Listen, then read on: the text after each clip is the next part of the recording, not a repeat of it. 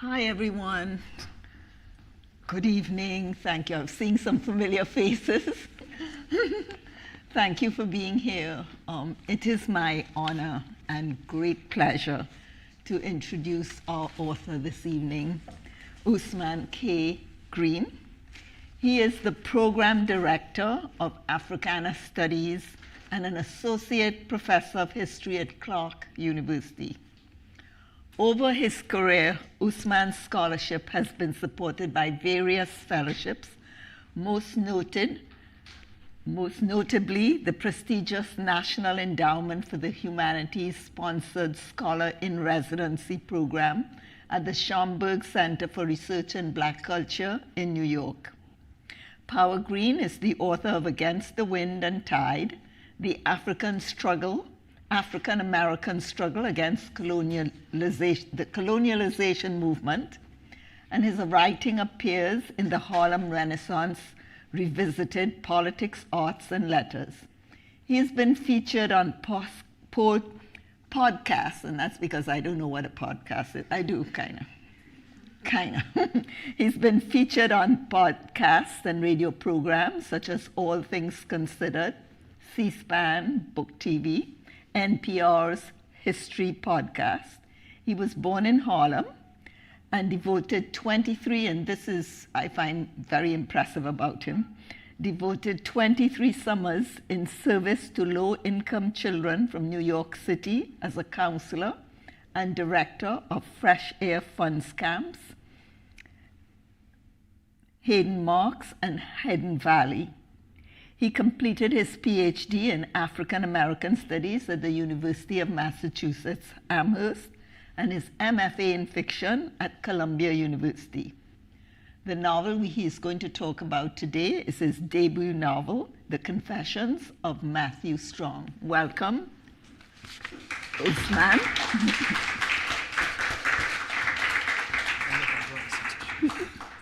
Thank you. Yeah, so I thought we will begin today by having Ousmane tell us a little bit about his novel and what drew him to that topic. Yeah, so, well, first, thank you, Professor Nunez, for joining me in this conversation and talking about this novel that I've spent a long time working on. I'm sure you did. That brings, is it a little louder? I don't think it's on. Is it not on? Can you guys not hear it right now? Sorry, everyone. No? It's green, so I thought that meant that it was lit up. But... Yeah, we can hear you. Okay. There we go. How's that? I'm really loud, and so now I feel really self-consciously echoey loud. All good. But yeah, as I said, you know, this work I started in 2007, and so what drew me to the topic and thinking about the role that sort of the white power movement has had sort of infecting people's minds really began after Barack Obama was elected, and there was a church that was burned in Springfield, Massachusetts, near where I live. And so as I started thinking about, you know, in Springfield, Massachusetts, right, you know, not Birmingham, I started thinking about this character and thinking about the types of people who you know, see the rise of certain African Americans as, you know, the end of a long arc of white supremacy. And so I was interested in that. Concurrently, you know, I teach courses on the Black radical tradition and courses on violence and African American social and political movements. And so I've always been drawn to Angela Davis and the work of Black women, intellectuals and activists. And so as I began thinking about this topic and thinking about, you know, approaches to the topic and what's interesting to me, the story of Black resistance, particularly Black women, the role that Black women have played as being the central characters in the real-life drama of resisting white supremacy was the secondary piece. And I got to writing. I handwrite my first drafts, everybody. So, you know, it started with pen and paper and just writing out the ideas I had and writing out, you know, sort of the voice of Matthew Strong, the voice of Allie Douglas, and, you know, thinking about the story. So who is Matthew Strong? Yeah, so Matthew Strong would be like the great grandchild of a prominent slaveholder in Jefferson County, Alabama, right? And so he is a descendant of this family. Through his life, he's become obsessed with his past, and then that inspired him to begin to attempt to organize other people who believe that the United States keeps getting worse and worse, and that perhaps, the South should have seceded. And he thinks the United States keeps getting worse and worse because?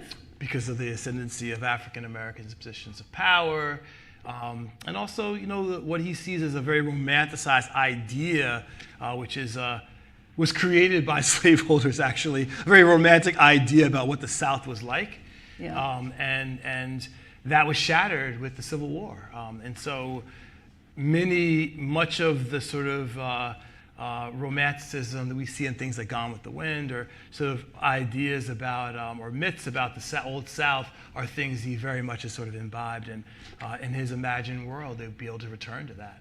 So.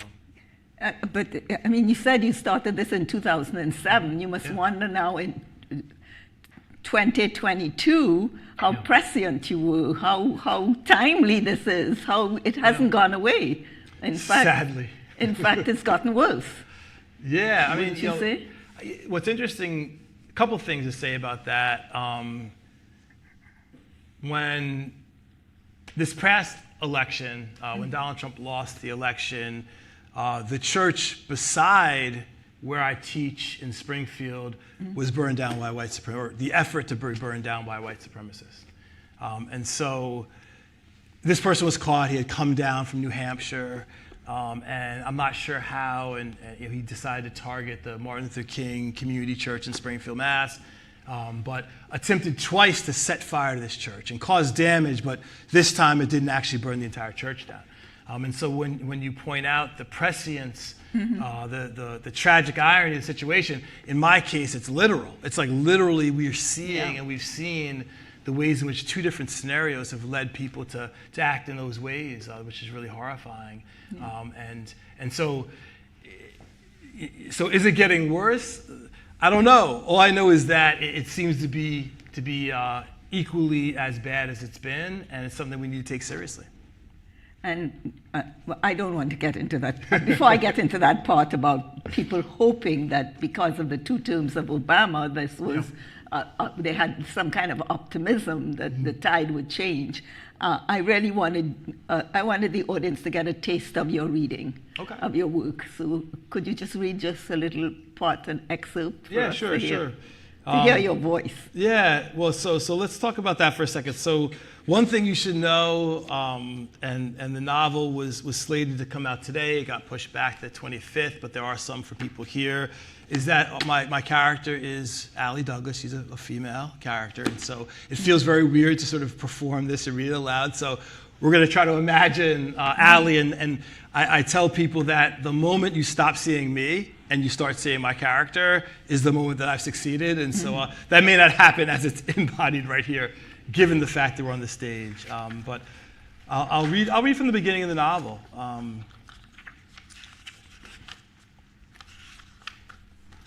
right, so it begins, present day. My name is Allegra Douglas. I am one of the survivors. My story may make you angry, not necessarily at me, but about the reason things happened the way they did. Only looking back can I put the pieces together in a coherent manner, or at least in a way that makes any sense at all. Many newspapers, publishers, and magazines beg me to tell this story. But I have no desire for the media to frame my story as one of progress from the days Klan night riders paraded openly down 16th Street in Birmingham. I refuse to allow them to profit from the kidnap and torture of black girls. I wouldn't tell them what Matthew Strong confessed to me when I was trapped in that plantation home and forced to write his white supremacist mission to redeem the South. I refuse to make him more well-known than men like Charles Manson, so publishers could make a fortune and he would go down in history as some modern-day Nathan Bedford Forrest. At least that's what I told everyone who asked. But what is the truth? The truth is that I feared having my name forever associated with Matthew Strong. And I feared after people read my story, they would sympathize with his mission, even if they deplored his methods. And this is exactly what he wanted. Yep, yeah. My question about that comes much later than other questions, and I almost want to jump into it, but almost towards the end of the novel, where she says, where her sister asks her, why is she writing about this white racist man? Wouldn't it be better that she should write more about black women like Sojourner Truth? Why is she writing about that? Well, and so the question is to you. Yeah, of course. Why are you? So one of the things that's important for Allie, and just to sort of understand the arc of sort of her life and her experience, that she grew up in Alabama, and she went on to get her sort of PhD in philosophy in Germany, and sort of traveled to New York City and went to undergrad. And so her stories sort of experienced in her life have been this tension in her family, right? Sort of with her becoming an academic and sort of going away and leaving the South. And so one of the major areas of contention that sort of Allie faces is the sort of reality that a lot of what she focuses on, her sister, people in her family, particularly her sister, are like, why do you write about the philosophy of Southern slaveholders? Like, why do you choose this particular topic to spend all this wonderful, brilliant, God-given, perhaps, intellectual energy to such horrible things? And not write about black women, heroines, that kind of thing. Black feminist thought, these sorts of things. So this is a very important sort of part of, how Allie sort of comes to understand her sense as an intellectual, her sense as a person who, as she responds and attempts to explain to everybody, that it's important that we understand these ideas, right? Because ideas are the things that are resurrected and sort of reused. And so she sees her intellectual sort of autobiography as one where she's engaging the most challenging ideas and attempting to understand them and explain their roots philosophically. And then, of course, how those ideas continue to germinate in different publics. So I know this is fiction, but so much of fiction comes out of the passion of the writer. Absolutely. So I will throw that back to you. Yeah. Why do you think that's important? So for you, there's a couple of reasons. As a scholar and a writer. Absolutely. I mean, so I will say that, so I teach, like I said, I teach courses that deal with much of the topics that are here, and I study and write about history of African-American freedom struggles, and my projects have been primarily in the 19th century. And so the research that went into understanding this sort of composite family in Jefferson County, Alabama, is actually true. It's based on, I chose not to sort of do biography and try to find people, but the sort of composite is actually true. And one of the reasons I teach what I teach and take on topics like this in fiction is because, sadly, there really isn't as much as you would think that's been written about this, particularly slaveholding in Jefferson County, Alabama. I was in Jefferson County this summer to do more research and get sort of photos for the novel and sort of think through some of the places that are in the novel. And one thing that really stuck with me this time is that, I don't mean this to sort of, but maybe it's a thought-provocative thing to my people from Birmingham, but it's interesting how the role of the civil rights movement has really been lifted in Birmingham. So everywhere the landscape's dotted by civil rights movement icons and statues, but they've erased the history of slaveholding. Isn't that interesting? Slaveholding. Slavery in Jefferson County, particularly in Birmingham. Slaveholders, and the fact that why should we talk about them at all? Why can't we just? Yeah, are they worth the? Obviously, you're saying that they are. Absolutely. Because our nation needs to reckon with its past. We need to understand the role in history slavery's played in building the nation and the wealth. So Birmingham wasn't actually even created until after enslavement, right? So, but it's the wealth from selling the land from slaveholders that led to the industrialists to build Birmingham into the magic city, right? To become this city named after Birmingham, England, to be one of the wealthiest cities in the South. Isn't that interesting? So, it's interesting to think about the ways in which that wealth ended up perpetuating the wealth that would go on to perpetuate the sort of wealth that made whites in Birmingham, very wealthy, and blacks in Birmingham to be in the position that led King and others to make Birmingham one of the most well-known places for the civil rights movement. So. I think your novel is very provocative because I have to tell you, I was there with Ali's sister on this. Yeah.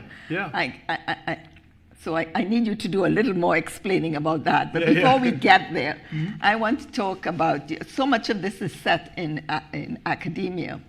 And I was struck by your comments earlier in the novel where you said that, where you talk about the kinds of books that Ivy League institutions admire, so that they're selecting faculty, black faculty, to Ivy League institutions based on a certain type of book that they write. Could you say something more about that? Yeah, I mean, those of us who are actually getting our livelihood from the academy, recognize that, particularly in the last, I'd say at least 30, 40 years, but there is a romanticization of the black celebrity in the academy, right? There's sort of this thing where when you gain sort of popular appeal outside your area, that your stock goes up, right? So it's not about the work, right? So it's not about necessarily the actual content and how you're engaging certain works. It's the celebrity status, right? And this is a very American phenomenon that those who are sort of not esteemed by the minds who study areas, but when you get on Oprah, which, by the way, hey, Oprah, if you're paying attention, anytime I will absolutely be on your show. But this is some of the ways in which, in the academy, people rise.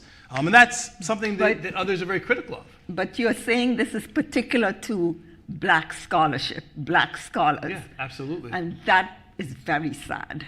Yeah, that you are saying serious black writers who haven't gotten that kind of popularity do not get those kinds of jobs in the Ivy League institutions. It's kind of like low expectations. Yeah, I mean, I can't speak from the experience of, I just came from Brown, but I don't think that qualifies me. I gave a talk there to speak for it, and I spoke with a wonderful academic and a scholar, Kevin Kwashi. But, overall, I think that the experience that Ali has and sort of experience, because Ali actually is rewarded by that, right? So her work ends up allowing her to end up sort of the top of the charts. And so in Ali's experience, she is a beneficiary of that, and she's an intellectual, right? She's a philosopher, so she offers a critique to us, the reader who she's speaking to, about her views about that. So, but are they my personal? To what degree do I understand the machinations of Brown or Columbia, where I went, or whatever? I can't speak for that. I think you are very accurate. Okay, exactly. You would know, Professor Nunez, more than I. I think it was very accurate, and I think people need to know that. And then there was the question of the author's photo, which I have been talking about. In fact, I gave a talk a couple of weeks ago when I said, this was a Zoom talk at Florida, Florida International University. And I said, there are some black writers who do not want to put their photograph on their book. Yeah. And there I read your novel, and you have that statement in there. And then I look at your book, which I hope you will all purchase, where his photograph is on the jacket of the book. Could you talk about that? So in the novel, one of the things Ali tells you all is this joke with her publisher about this huge book that becomes very successful, and that there was this sort of sense that if her face wasn't as a black woman writing about like white slaveholding men, that if her photo wasn't on the jacket, or she sort of demands the photo's not going to be on the jacket, but then that leads when she goes and is invited to these like Southern institutes of Southern history and whatnot, or Southern studies, they're surprised she's a black woman, right? Because they sort of make all sorts of assumptions about her.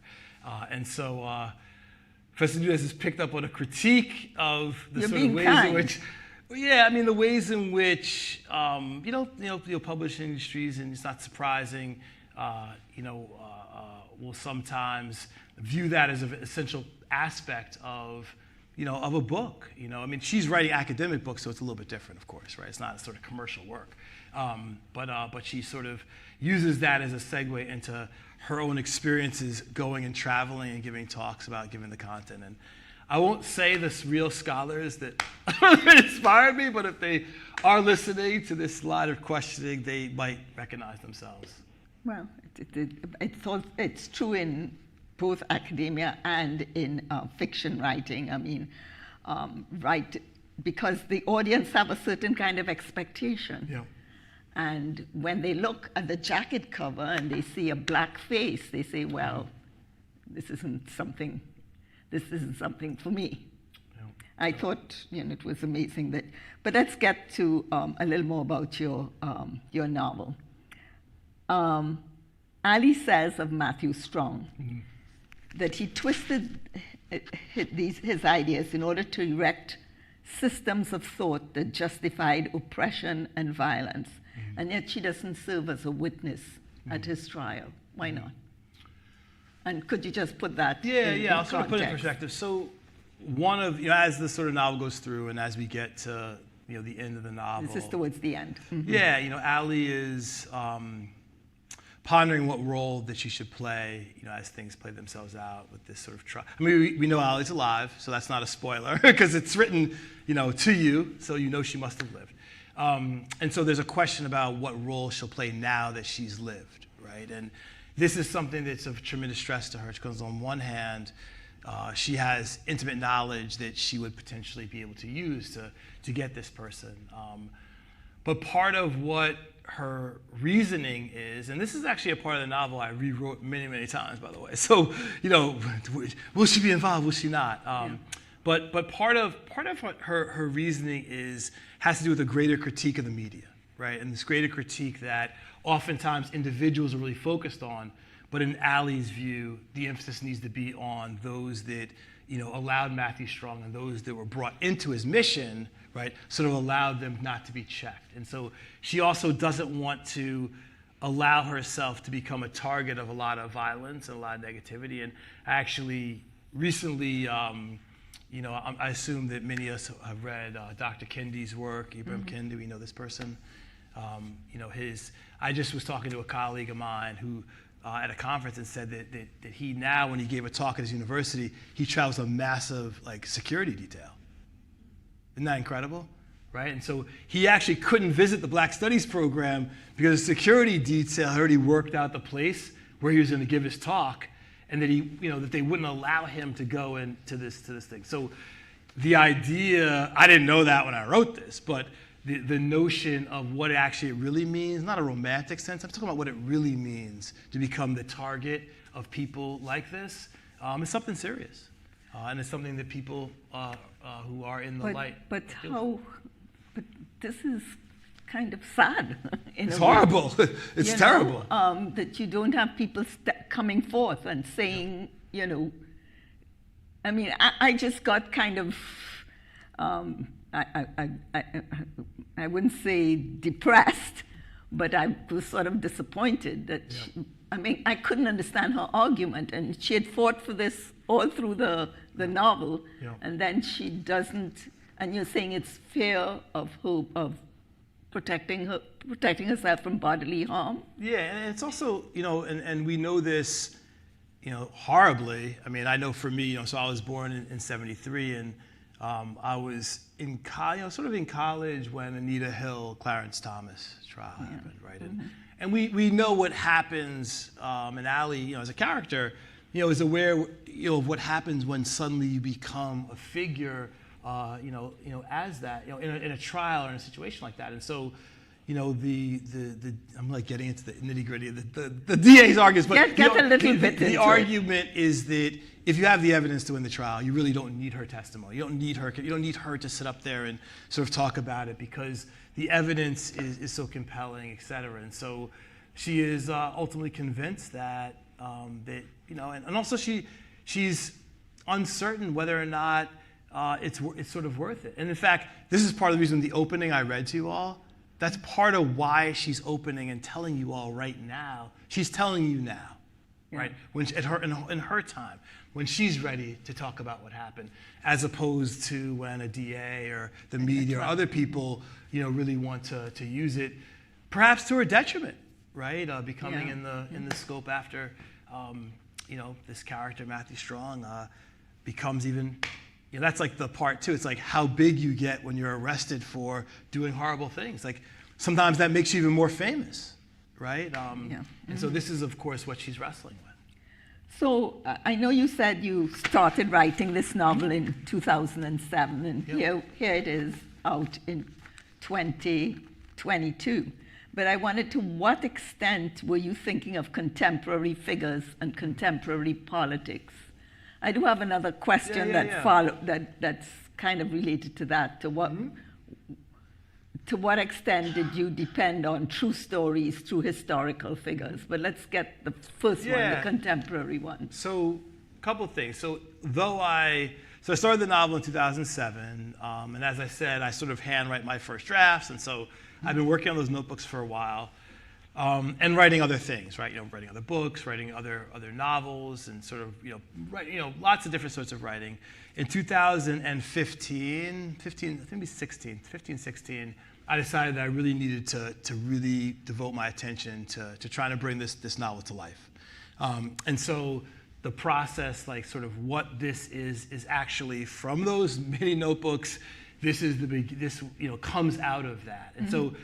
For maybe 5 years has been when I've sort of been really concentrating on getting this particular version of, this is like the fourth version of the novel, actually.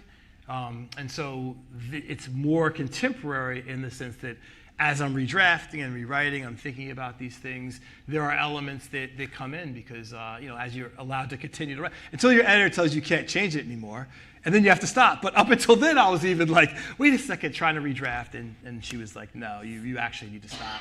So I want you to confess, actually. Yep. Let's hear it. And the confession I want you to make is the parallel with the contemporary figures. What is the contemporary politics and the contemporary figures you had in mind? Do you kick a dog when they're down? Let's see. All right, That's only if you promise you won't tell anybody. Right? Everyone on Zoom, y'all hear me? So actually...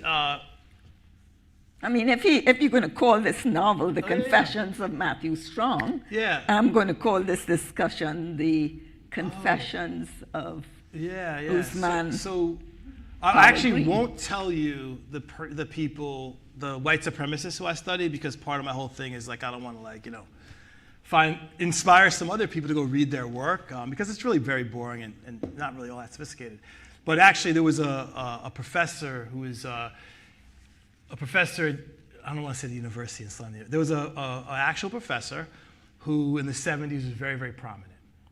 And he lectured on white supremacy, and sort of a lot of the sort of modern white power movement was inspired by this person. And one of the biggest and most horrifying domestic white supremacist actions was actually the Oklahoma City bombing, which most people don't think because the media didn't cover it as Timothy McVeigh being a white supremacist, right? I think they're making the connection now. It's a little late, right? Yeah. But we wanted to deracialize it suddenly and make it about federal government versus these groups.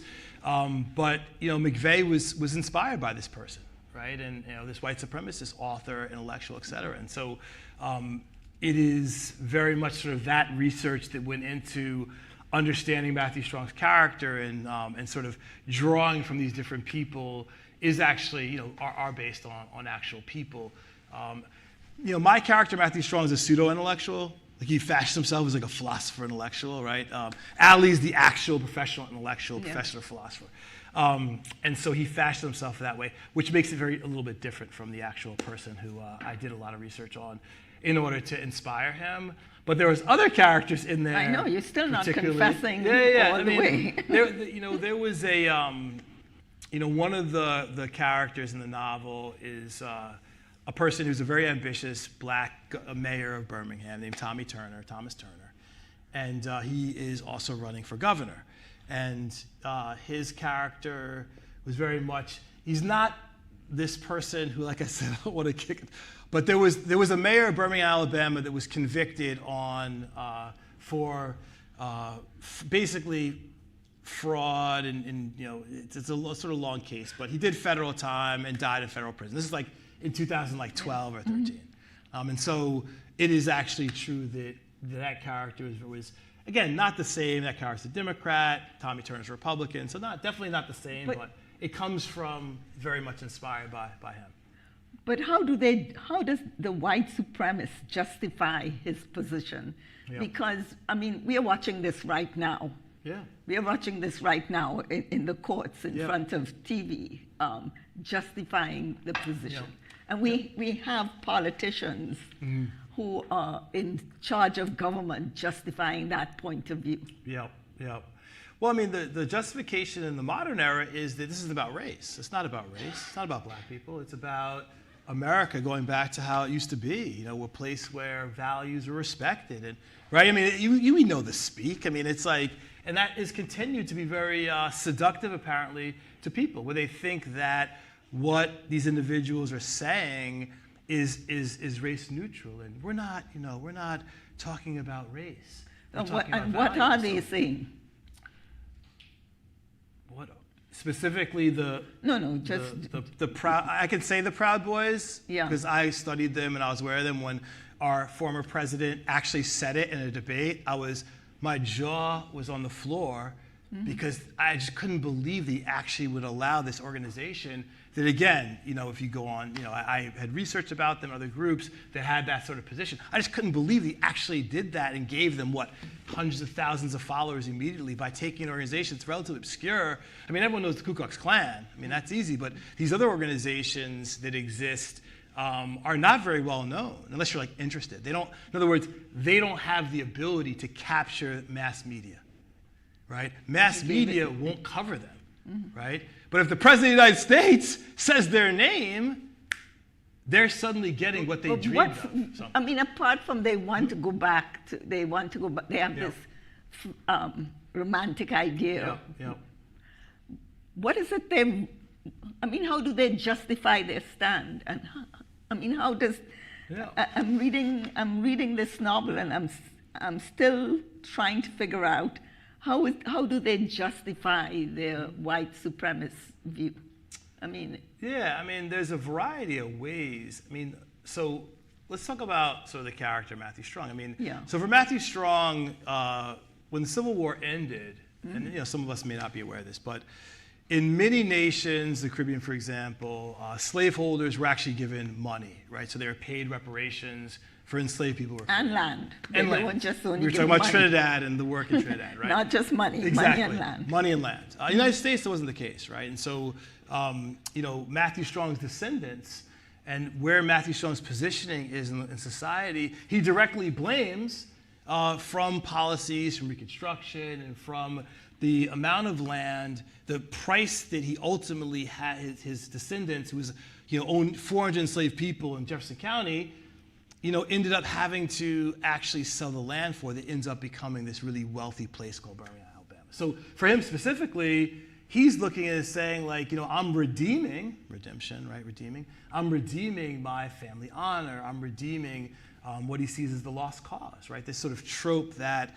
the Civil War was justified, that the South was justified, and that this contemporary, he looks around. Matthew Strong, like many white supremacists do, they snip from, look at the crime rate of black people. Look at these immigrants coming across the borders, right? Look at the ways in which this new order has allowed for this to happen. And he romanticized an order where white supremacy was the rule, and that's not back then. That goes all the way up, and we could argue to present. But he romanticizes that and says that we need a reordering of society, or we need a revolution. That's my character. I don't want to speak for all the variety of strands of white supremacists that exist. No, I'm still on your character. That's my character's understanding and motivation. He really does believe that it is possible to capture the spirit of the day. And the spirit of the day are a lot of dissatisfied white, Southerners who, and also not just in the South, all across the nation, who really come to his organization. He's called the Sons of Light. That's the sort of church, sort of organization, the sort of white supremacist. Well, what about the violence in that period? Not just that period. In your novel. what about that? Yeah, so I violence. mean, how is that justified? Yeah, I mean, violence, it has been and continues to be a mechanism by which people unify, which is, of course, sad, right? No, the but- violence of Yeah. the white supremacists on the black people. Yeah, that's what I'm saying. Yeah. What I'm saying is that the violence in the novel is well, first of all, let me just say, everyone, don't be afraid to read the novel. Actually, it's not as this, you could go left with this topic. I absolutely do not go left. I keep it in range, even though some of us may find the sort of violence. Well, but- it's but extremely, very- your novel is extremely timely, Yeah, as yeah. I said, because we are watching this right now. Yeah, absolutely. We are watching this 24/7. You just turn on the cable TV, and we are watching people trying to defend that position. Yeah, and so I mean, that's what's happening. yeah, and so there are the scenes in which and there's really one primary scene that's really violent, actually, and in that scene, it is seen as often, sort of thinking about the tradition of lynching as a sort of sacrifice, right, and sort of as goes back to the sort of tradition of lynching in the United States. Where violence is really actually something that unites white people, right, over this idea that we got these criminals, right, we got them, and we need to show other black people, that if they cross that line, this is the consequence. I'm actually teaching tomorrow Walter White, the intellectual, the head of the NAACP, and he has a memoir book called I write about lynching. He goes undercover, and so actually I was reading on the train up. We're teaching in class tomorrow, and he talks a lot about the psychology when he goes into these places in Georgia and he sees this violence happen. And the psychology is exactly as I said, and almost paraphrased from Walter White's interviews, that this violence is important to maintain power and to ensure that black people, particularly in Georgia, where he's looking at, understand their place in this order. And so, this, of course, is something that continues, sadly, to this day. So I want you to read again. Yep. But before I have you read again, what would be the takeaway you'd want for someone reading your novel? And then let me say this, which is always of interest to me. Yeah. Why do you choose to write it as a novel rather than, you're a scholar, you're an academic, you write scholarly work. Why did you choose to do this as a novel? What is it you wanted to have happen? Yeah, so Why fiction? So a couple things. I'm a to sort of fiction think about. writer, so I kind of know why And a I scholar. go to fiction. And a scholar, right? So But I maybe know I'll why- ask you. why You could why tell go us to the fiction. same answer. So I actually was a fiction writer my whole life. I wrote fiction first. That was my first love. And when I was coming to a point and thinking about the sorts of things I was interested in doing, I also taught history and love history. And so I decided to get a PhD in Black Studies, so I didn't get my PhD in history, because as hopefully we know, Black Studies is an interdisciplinary discipline, right? And so I went intentionally to be the type of person that one day could actually have the competency to write a novel. I'm working on a piece about June Jordan's political thought, as well as history books. And so I actually have interests that cross in interdisciplinary ways and cross into different fields. And so the why question is fourth grade. I don't know if y'all remember what you were at your fourth grade. Like I've always this has been I'm literally living my dream, right? Like this is literally what I always wanted to do. So there isn't a time before. Why did I choose to begin to write history books? Was really because I started teaching history and I went the other direction. And so even though this is coming out after my other works, y'all all know the truth is I've already written 3 novels. I'm passionate about fiction. But why do you think fiction, putting what your theories and your premises, why do you think it would be better served in a work of fiction? Oh no, I didn't say it'd be better served. I think it would be. I personally. I think yes. I think the answer is yes. So I think what fiction does. No, please. I think what fiction does, it involves the reader emotionally in the story. There you go.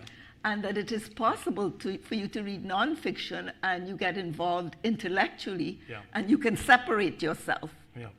But so what I want to do is to encourage you to get this novel and to read it, because he draws you in. I mean, there were points in which I was angry, and there were points in which I would say, you know, why the heck is she doing that? Why is he writing about this and that sort of thing? But I think that's the power of fiction.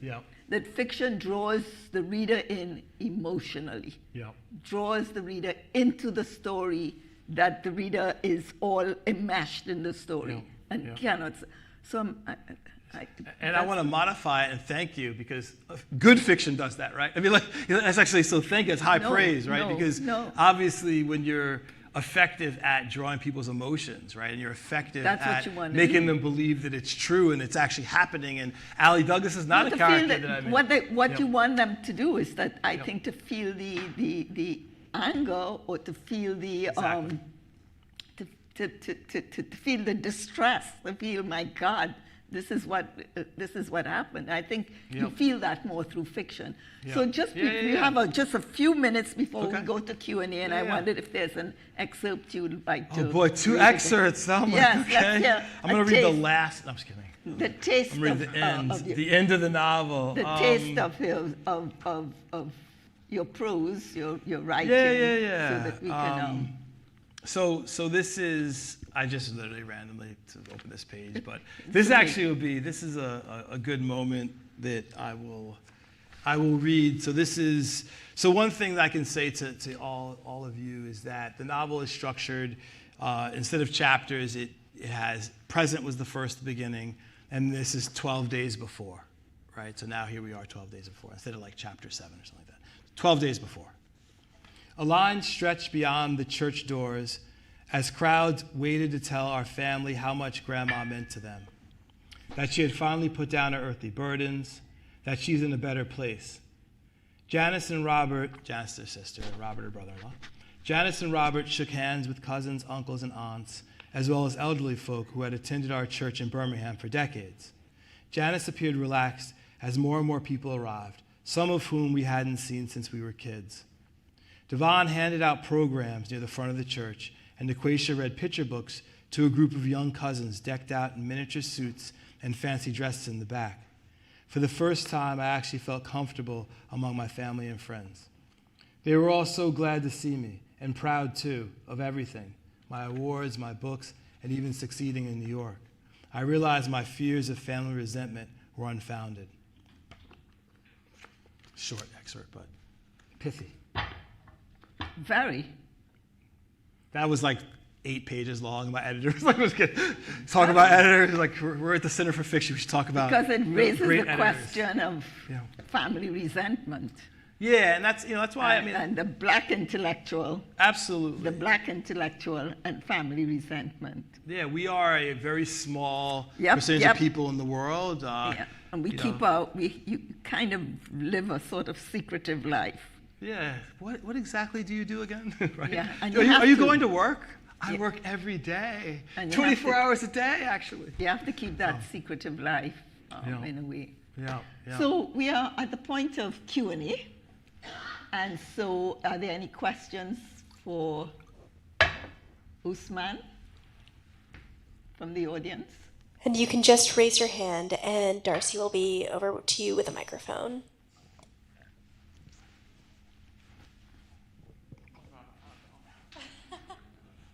Oh, sorry, I was just waving to people who came. All questions are acceptable. Hi, Ousmane, Rona. Hey. Hi. Question about process. Yes. Writing process. So I was wondering if there was something in the process of writing this novel that you wouldn't do again as you work on your new stuff, new fiction. Yes. Or something that you definitely will carry over because it really worked well with this novel for you in your development of the story. Okay. So this is a great question. So, the first thing that came to my mind was that I won't write 112 drafts. I wrote this book 4 times. I have a really good friend who's a professor of literature who joked, it's like, I like there are a few people who actually read the different iterations of it. I was like that first draft, the first version of it, And so, I think that the challenge when we're trying to get something right, and you think about workshop, and you're really trying to convey something, is that doing it a lot of ways doesn't necessarily make it better, right? It's like cooking a dish, right? You cook it this way, that way, like it's different, but does it taste better, right? And it just really depends on people's tastes. And so for me, I hope as I go forward that I'll have more confidence in my ideas. I mean, there are parts here that I took out for a long time and brought back.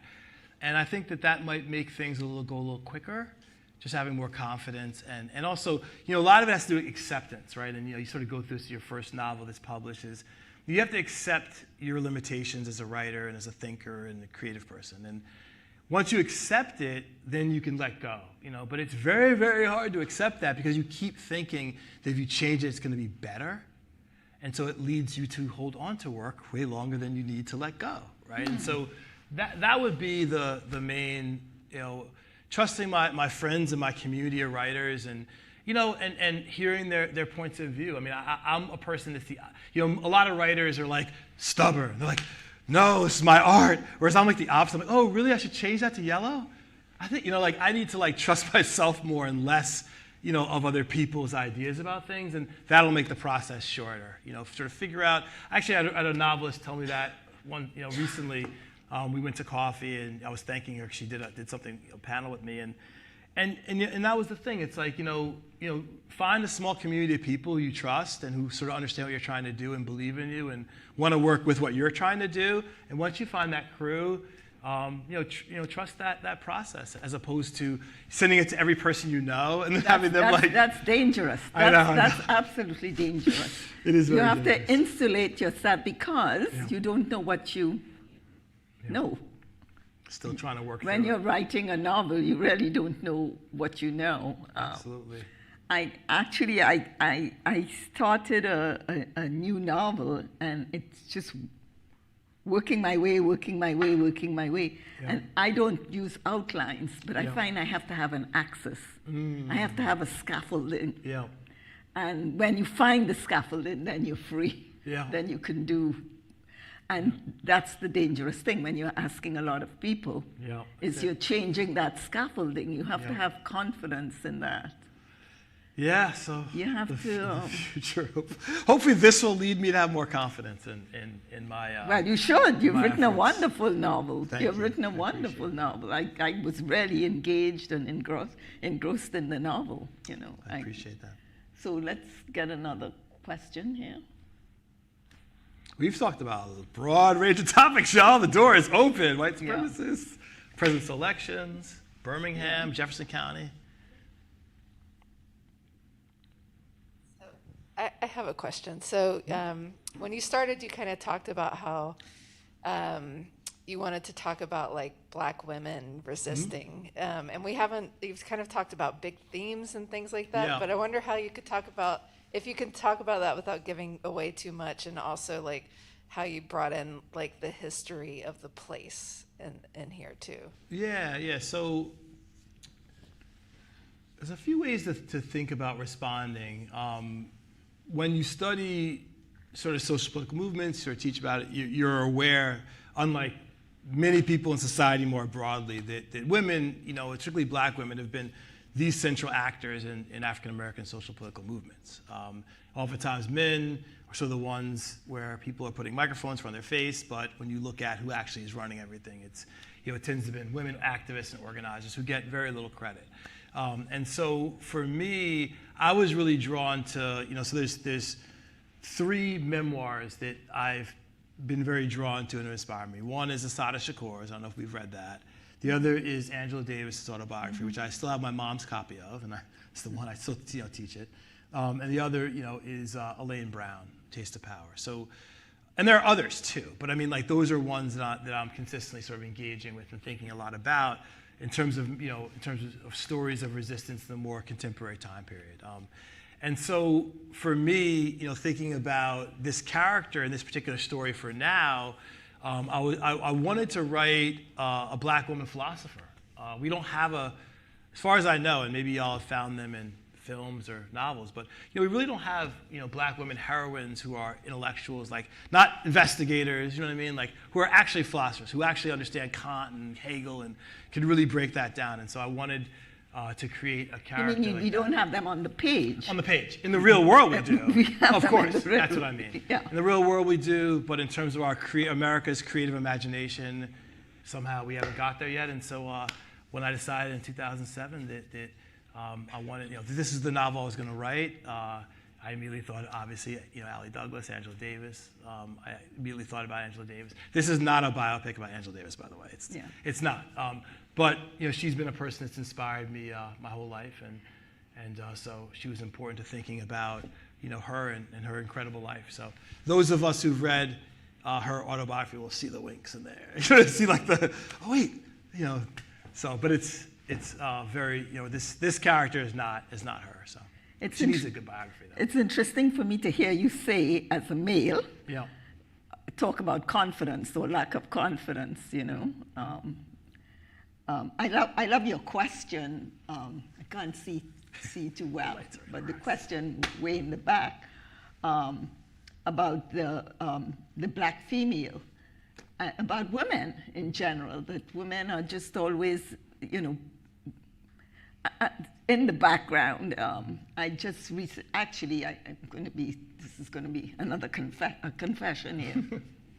One of my sisters has just decided that she is going to challenge the prime minister of my island, and she's going to challenge him to be prime minister. And I ended up being extremely proud of her. But the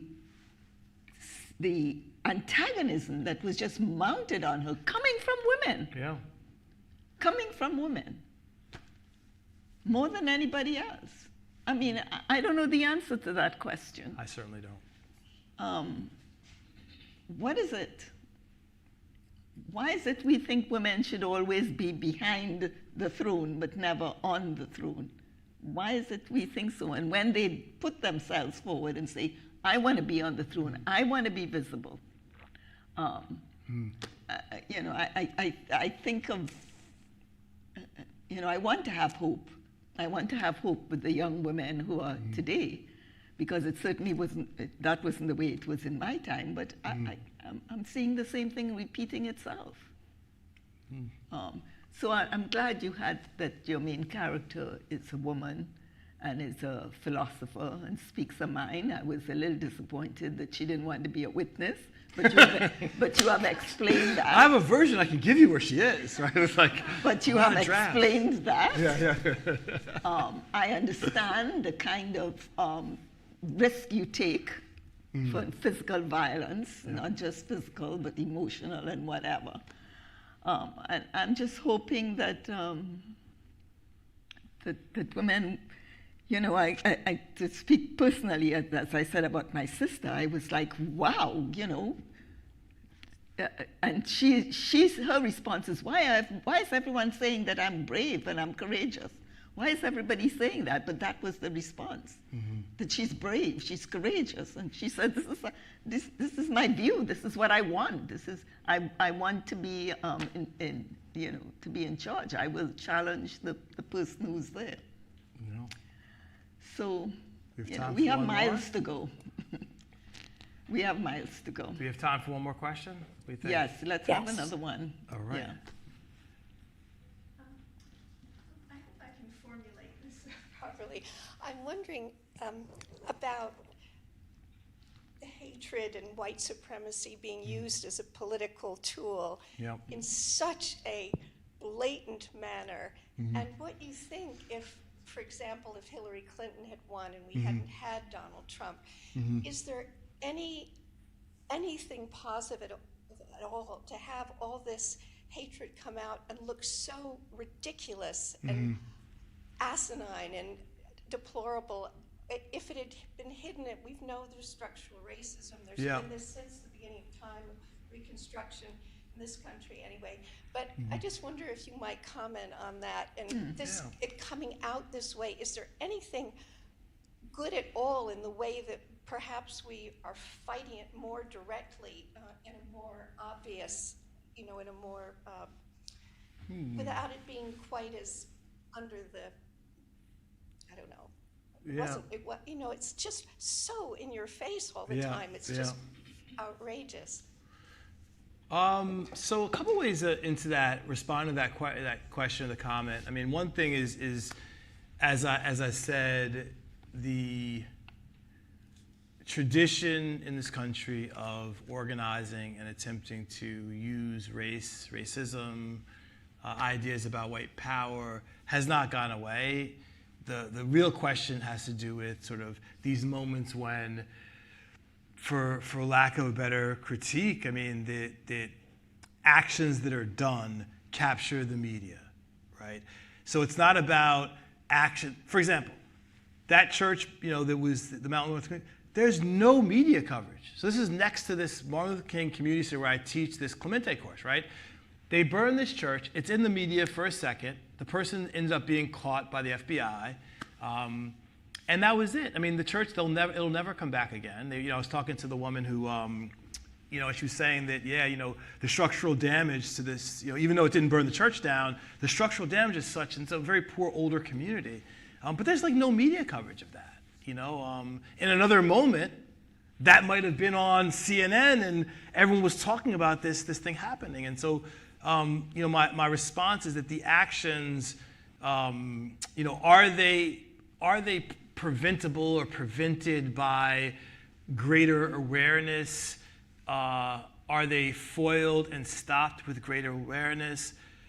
I hope that when people realize the threat, that will inspire them to pay attention to their teenage children, their sons, their daughters, and pay attention to what they're doing and see how they're being, catfished and seduced by these things and recruited.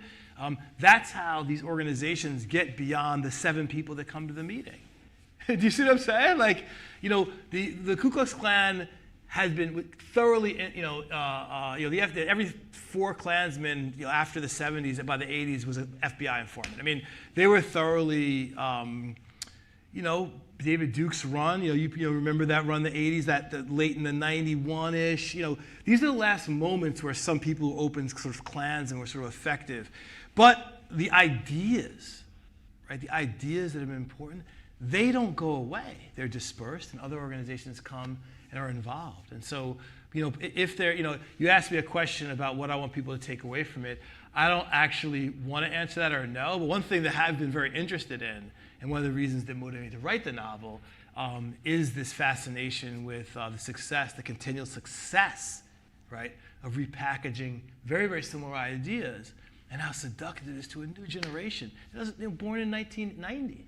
That's still seduced by these things and, are looking for a way to make their lives better, right? They're looking for something that's going to make their situation better. And when it becomes, white power or whiteness or racism, racial injustice, that's truly, what is for us to fear and be concerned about, as opposed to sort of like the individual leaders and what they can do as individuals versus the ways in which they're effective at getting other people to be convinced by it and recruited into these organizations. So that's a major piece of what I'm interested in, and hopefully y'all will find that interesting, along with, of course, seeing the success of African American community coming together when this existential threat hits them. So. Well, we've come to the end. We actually have a clock. And I know that Ousmane's novels, I think you will be the first people to get a brand new first edition, just off the press, copy of his novel. He has signed them, and I think you will be willing to sign them personally if someone wants. And it's a bookstore, in front of the bookstore. Well, tell us how we get there. First, let's give them a hand.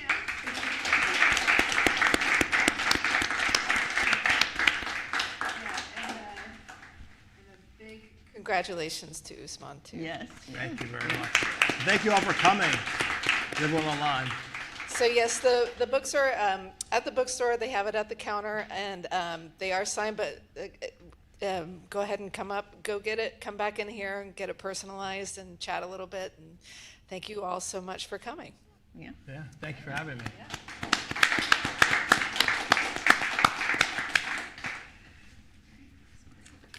Thank you. Yeah, wonderful. Yeah. Okay, let me undo myself.